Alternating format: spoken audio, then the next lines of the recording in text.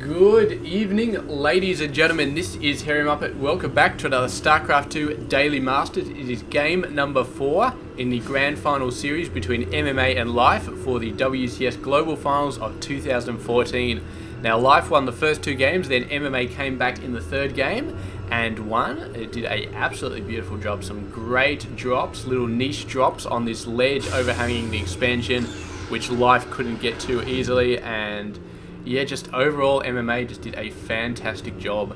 And now he's going to be looking to keep the momentum going. He's got a little bit of momentum against Mr. Life. Not a huge amount, but a little bit. And if he can keep that momentum building, if he can take it 2-all in this series, then he will be in a much better situation. This is a best of 7, so you need 4 games total to win the series. And currently Life has 2, MMA has 1. So yeah, MMA has to get that momentum going, because if Life takes a game here, takes it to 3-1, then Life will have the momentum back and he'll be 1 game away from winning the series. And I would not like to be in MMA's shoes if that happens. So yes, very, very, very hard position that MMA is in right now. So we'll have to see how he does in this game. We've got a ton of queens coming out. We've got that early 3rd base coming out. So Life going for a pretty serious sort of macro play. It wasn't like double hatch before pull or anything crazy like that, but it is going to be a fairly decently early 3rd base, a lot earlier than he's been doing them in previous games.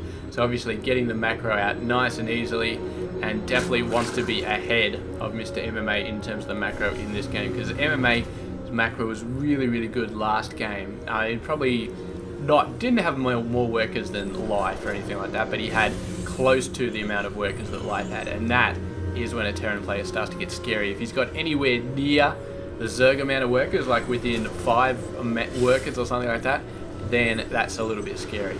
So yeah, MMA, it looks like he's going for his same old plan.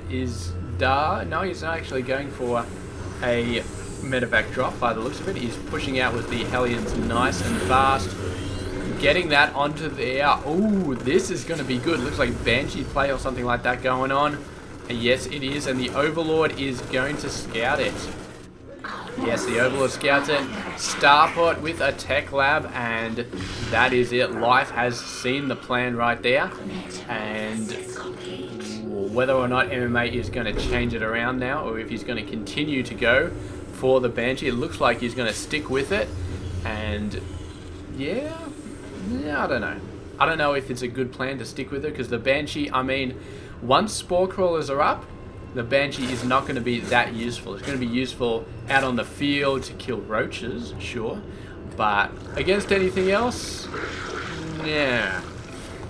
I mean, even if it can somehow find a spot where it's out of range of the Spore Crawlers, the Spore Crawlers will still, grant vision, and then the Queens can take it out. So the Banshee, I mean, once the Spore Crawlers down, it's very, very hard to make anything happen with a Banshee.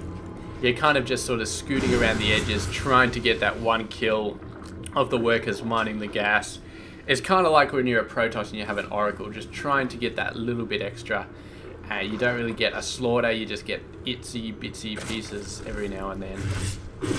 So yeah, there we go. We'd see the damage to the Queen already being done. The Banshee going down quite a lot just from a few hits, and there's no way the Banshee can kill a Queen. I don't believe so. No, I think the Banshee would probably get owned if it tried to take on a Queen head on.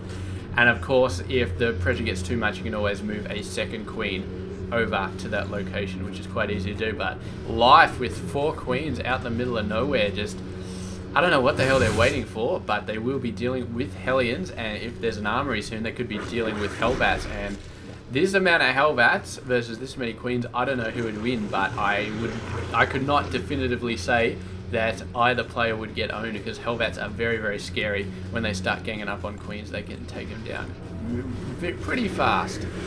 Pretty damn fast. And the Viking doing a great job knocking out some Overlords.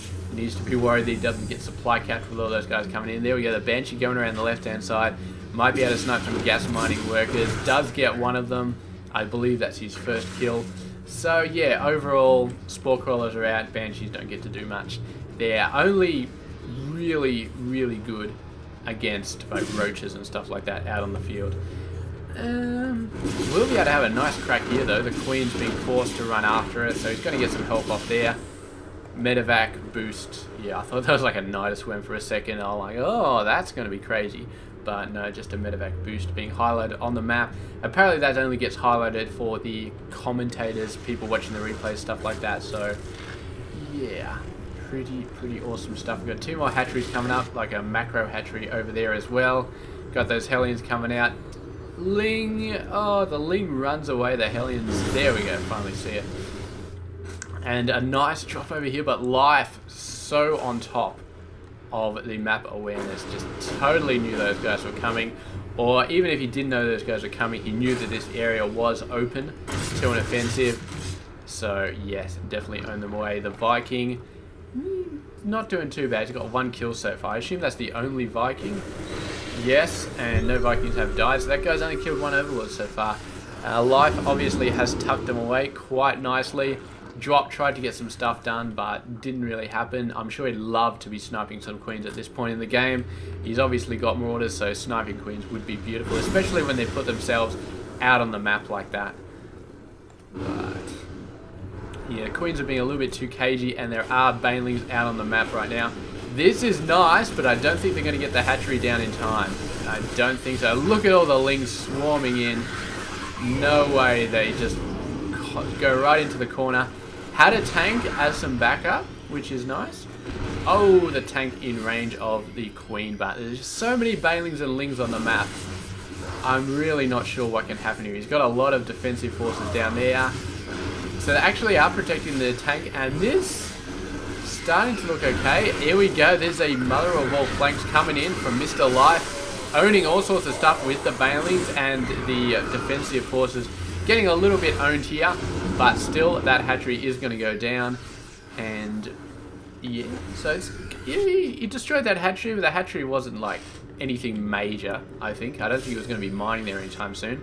This one's at 15, so yeah, you still got a couple of minutes before he has to worry about that. Muta's coming out, no missile turret at all on the expansion. So given what we've seen in the last few games, I suppose the MMA could be expecting Life to go near the Ling, so I'm a little bit surprised there's no missile turret there. And 9 workers did suffer there. And the Banelings rolling in, beautiful stuff. We do have a lot more tanks from Mr. MMA, but they only got sieged up after the Banelings had already rolled through, which is unfortunate. There we go. This is a much better time at getting the tanks up nice and quick, but the Banelings are so fast, they're already in range, and some splash damage are going to be absolutely brutal. But MMA, I mean, he's not...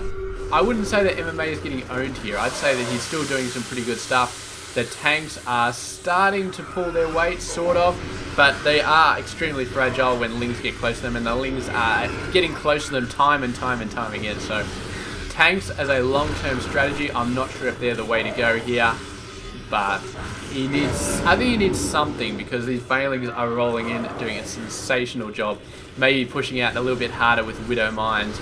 We've seen a lot of great plays where somebody has like 8 to 10 Widow Mines out, and they just put them out everywhere, and it really makes the Zerg player second guess what they're able to be doing, whether moving out is a good idea or not, because the little shadow from the Widow Mines can get easily lost on the Zerg landscape, and boom, one Widow Mine hit can change the battle. So yeah, it's a bit unfortunate we didn't see MMA going for Widow Mines there, because I feel like if this game had kept going, then Widow Mines definitely could have been a turning point, because yeah, out in the middle of this map where he's moving in and the Lings were constantly harassing him, the Banes are constantly harassing him, I feel like Widow Mines would have been a great play to move out there, but he got a little bit over-eager. I think he just lost everything, and it just didn't work out for MMA there. So he is in that bad position. It is 3-1 so far. Life is 3, MMA is 1. Life needs 1 more game